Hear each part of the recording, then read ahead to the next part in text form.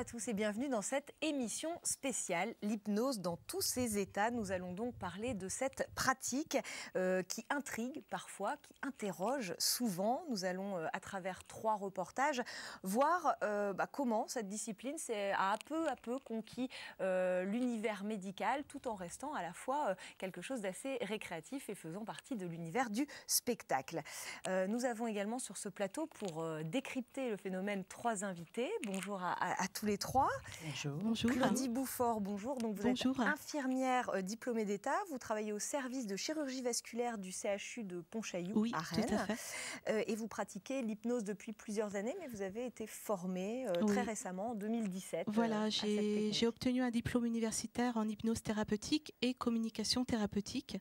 Mais c'est vrai que bien avant, j'étais formée déjà à la communication thérapeutique et j'avais des outils hypnotiques pour aider les patients au quotidien, surtout dans la gestion des douleurs induites. Eh ben, on va en reparler tout au long de cette émission. Phil Ray, bonjour. Bonjour. Alors vous êtes hypnotiseur traditionnel. Absolument. C'est vous qui le dites, depuis 30 ans, un peu plus de 30 ans, même installé à Rennes. Vous êtes aussi infirmier, je crois. Oui, je travaille comme infirmier durant la semaine et le mercredi et le samedi, je propose des séances et des spectacles. Oui, voilà, parce que vous avez à la fois cette partie un peu thérapeutique, d'accompagnement, etc., quand on souhaite arrêter de fumer ou pour des questions de stress, de phobie, de poids, voilà. Et la partie aussi spectacle, puisqu'on le disait dans ce reportage, l'hypnose, c'est aussi quelque part un peu de spectacle. On est là aussi pour amuser les gens. Pascal Alice Robin, bonjour. Bonjour. Aubin. Vous êtes psychopraticienne, vous, en thérapie brève. Vous pratiquez par exemple la PNL, c'est programmation neurolinguistique, la sophroanalyse, la relaxation et l'hypnose, bien sûr. Entre autres. Beaucoup de cordes à votre arc, donc. Oui, c'est, on va dire, une harpe plutôt qu'un arc. Oui, c'est vrai que c'est plus juste comme métaphore, tout à fait. Je voulais peut-être qu'on pose d'abord une définition sur l'hypnose. Alors, je suis allée chercher dans le Larousse, tout simplement. Et là, on dit de l'hypnose que c'est un état de conscience particulier entre veille et sommeil, provoqué par la suggestion. Est-ce que vous êtes d'accord avec cette définition, Pascal ? Alors, provoqué par la suggestion, ce qui serait peut-être intéressant chez Larousse, il faudra qu'on leur en parle la prochaine fois qu'on les voit, c'est qu'on se propose, on se suggère soi-même.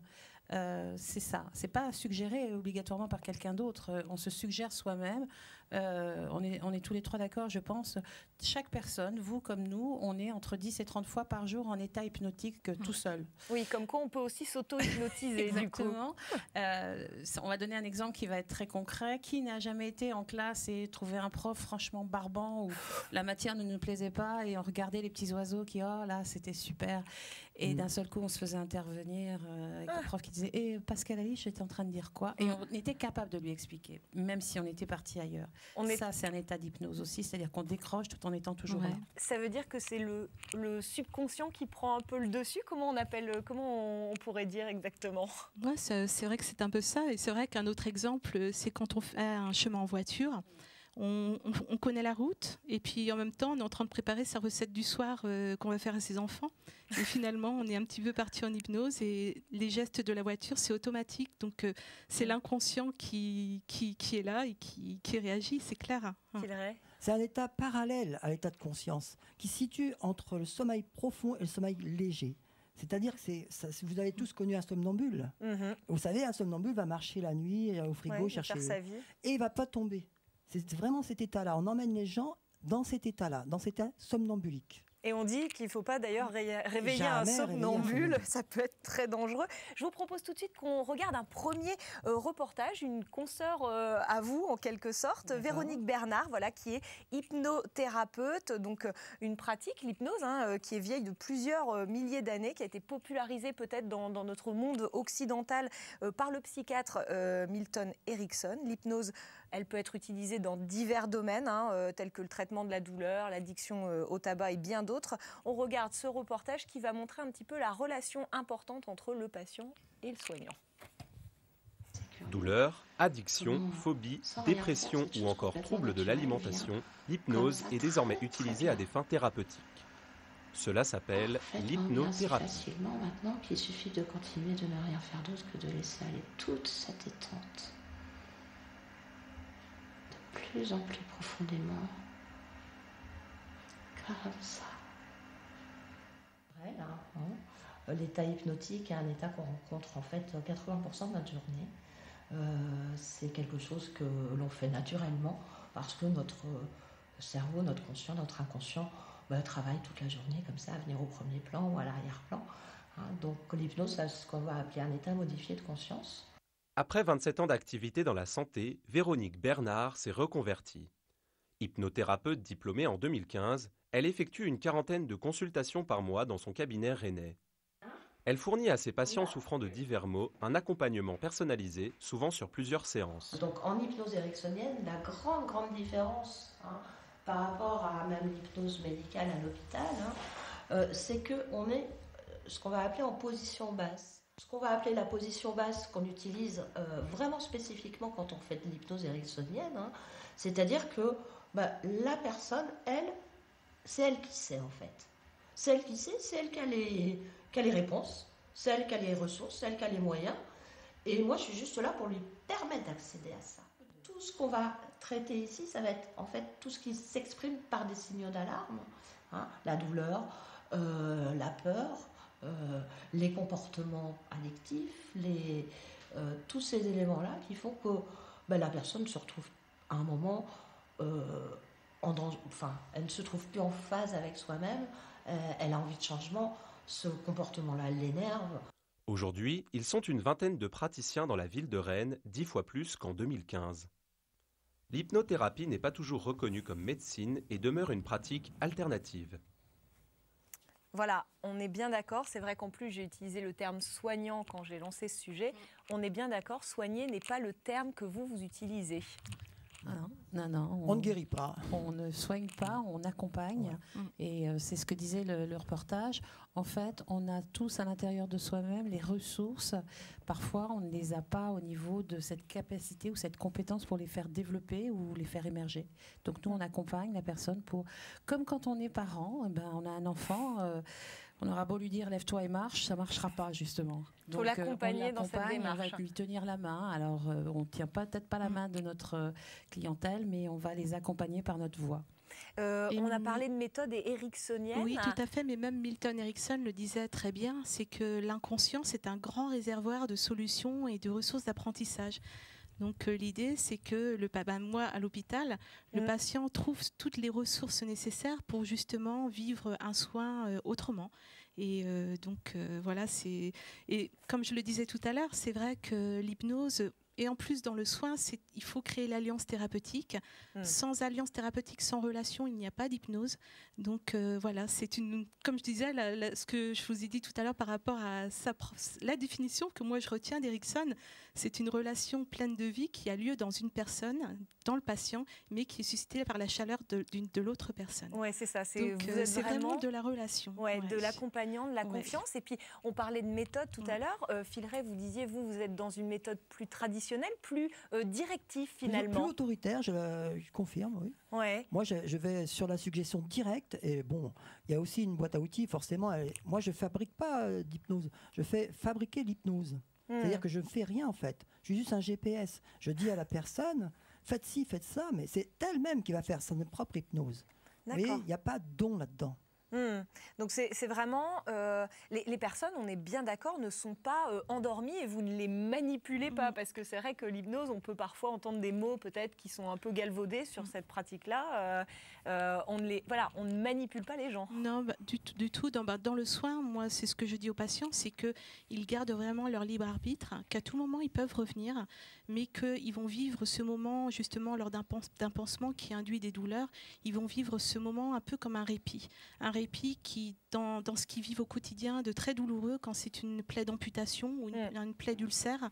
Vraiment, c'est vivre ce répit et c'est leur apprendre justement à le vivre au quotidien par l'auto-hypnose. On va peut-être y revenir parce qu'effectivement, dans le cadre de l'hôpital, sur un service comme le vôtre, on est sur quelque chose de très particulier. Vous, par exemple, tous les deux, je crois que vous accompagnez effectivement des gens qui seraient très stressés, qui seraient victimes de phobie, qui voudraient arrêter de fumer. On est dans la même approche quand même, ou est-ce que c'est juste la suggestion qui change. Là, on a une suggestion antidouleur. Moi, je suis plutôt dans la suggestion du dégoût du tabac ou d'un sucre, peu importe, pour maigrir. Mais c'est toujours l'histoire de la suggestion qui va changer.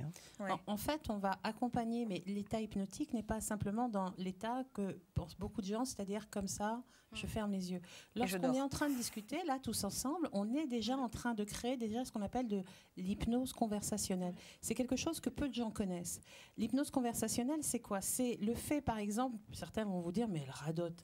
Non, on ne radote pas. Par contre, on va amener la personne à réfléchir à deux niveaux, c'est-à-dire qu'il y a un niveau où on entend bien certaines choses, et puis en même temps, vous savez, on a une petite, un petit Jiminy le Criquet qui nous dit, dis donc, ou alors comme dans Tintin et Milou, vous savez, où il y a Milou avec le petit diable d'un côté, et le petit ange de l'autre qui lui dit, fais ci, fais ça et tout. C'est aussi de l'hypnose. Et le conversationnel, on peut aussi accompagner les personnes comme ça, simplement leur donner la possibilité de pouvoir se lâcher un peu plus sur ce qu'ils sont. Et surtout, nous, dans notre thérapie, par exemple, ericksonienne, on ne va pas travailler sur pourquoi je ne vais pas bien ou pourquoi j'ai ce problème-là, mais qu'est-ce que je veux maintenant pour moi. On va non pas travailler sur l'antériorité, certes, on va le faire, mais on va surtout travailler sur comment je veux devenir, comment je me sentirai, qu'est-ce que je verrai, qu'est-ce que je ressentirai. Et c'est là que va se développer la magie, entre guillemets, que pourront se trouver les gens avec nous, mais nous ne sommes pas magiciens. Vous n'êtes pas magicien et vous avez surtout suivi des formations aussi pour faire ce que vous pratiquez aujourd'hui. Ça ne s'improvise pas, mine de rien. Non, absolument pas. Tout à fait. Claudie, vous êtes la dernière formée peut-être. Oui, et puis c'est vrai qu'à Nantes, à la faculté de médecine de Nantes, j'ai été formée par des psychiatres et des psychologues.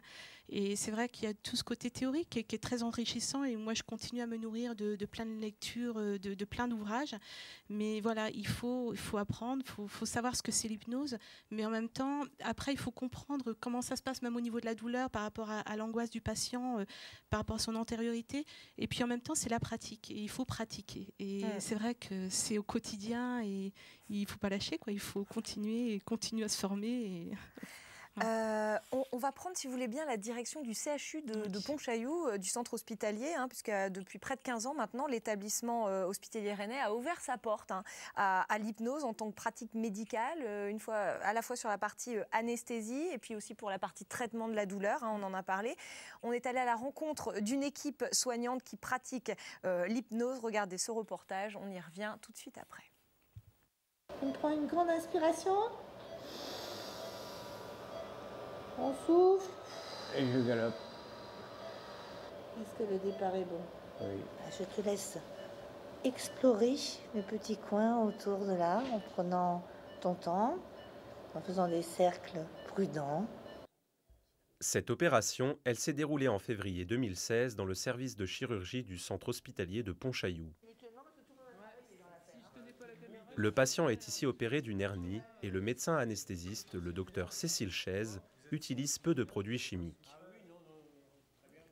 Son patient est en état d'hypnose. Après l'opération, le patient a récupéré rapidement, notamment grâce à la très faible dose d'anesthésiant chimique administrée. Aujourd'hui, de retour à l'hôpital pour une opération de l'œil, il revient sur les suites de son expérience. C'est comme si j'avais rien eu. On maîtrise, on coupe là, et puis c'est bon. Et puis alors après, je suis nickel. Et puis dans l'hypnose c'était le vol, parce que je rêvais que je volais comme un oiseau. Et puis pour la première fois, je me suis perché.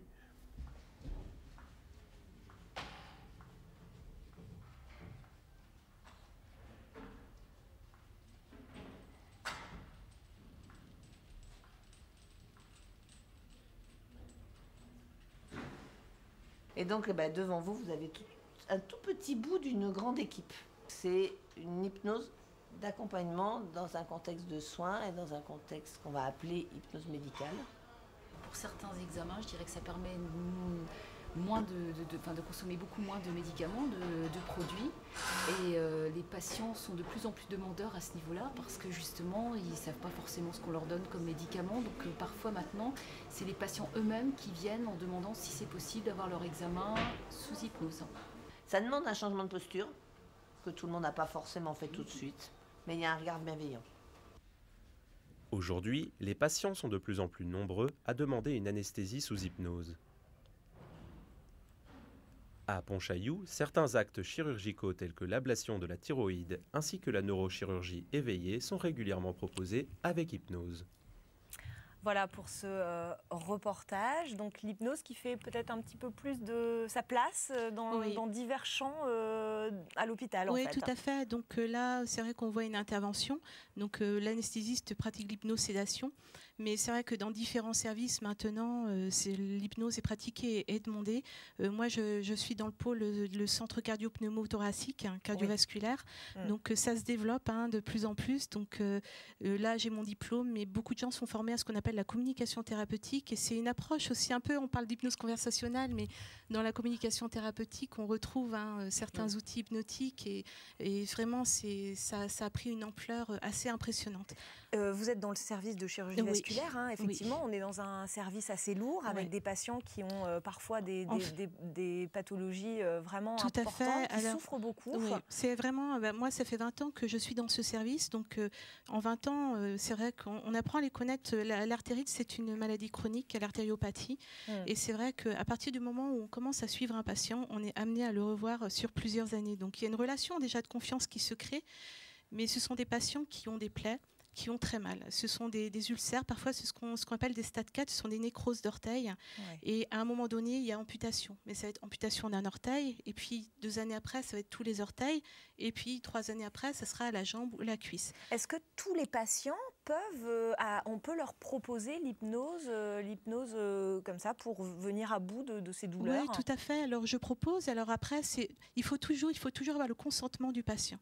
Moi, si mon patient me dit non, je ne vais pas faire d'hypnose formelle. Mais après, on est plus dans la communication thérapeutique et on arrive toujours à trouver des petites failles pour l'aider quand même à mieux vivre ce soin. Cela, voilà, à côté, on garde tout ce qui est antalgique, tout ce qui est méopathe, c'est le Calinox, le protoxyde d'azote et l'oxygène pour les aider au mieux lors des soins.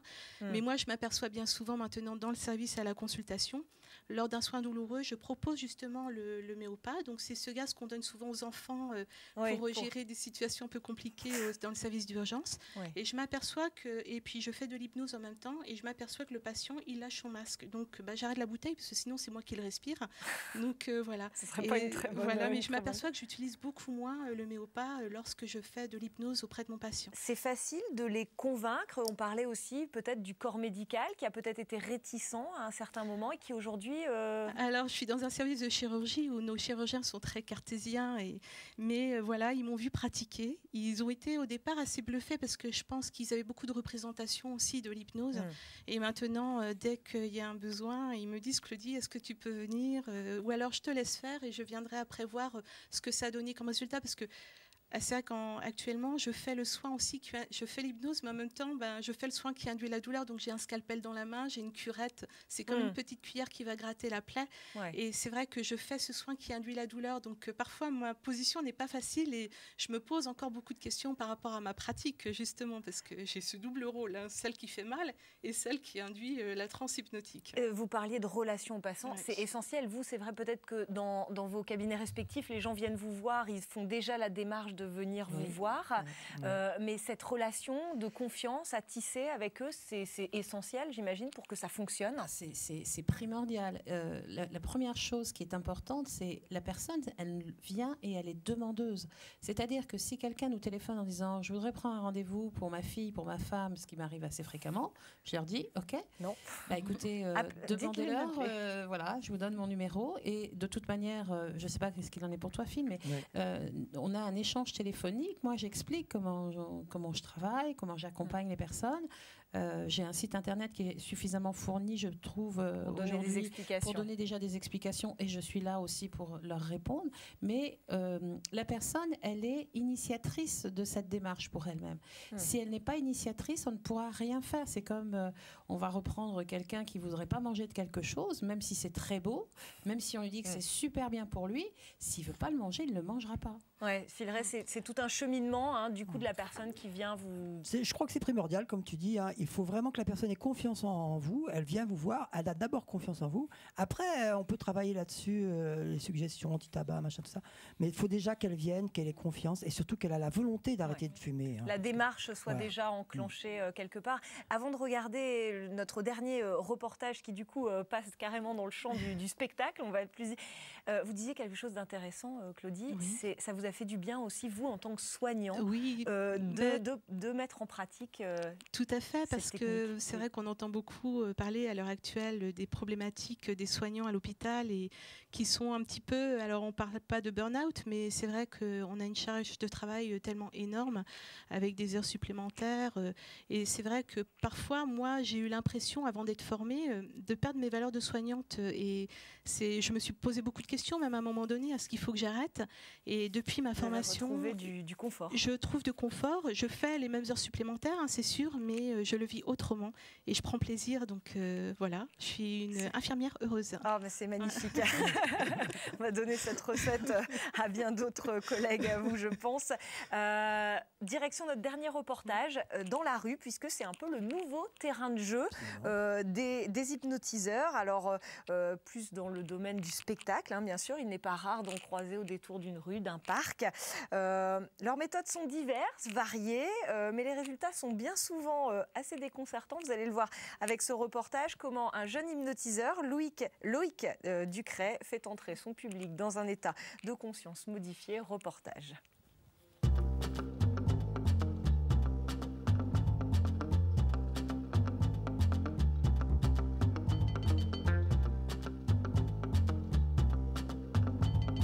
Alors je m'appelle Loïc Ducret, je suis hypnotiseur de spectacle, donc je fais de l'hypnose que de manière récréative. Chiffre 3, vous allez pouvoir ouvrir les yeux, vous allez vous lever, vous allez essayer de vous transformer en Saiyan de toute votre force. 1, 2, 3, ouvrez les yeux. Il y a Freezer.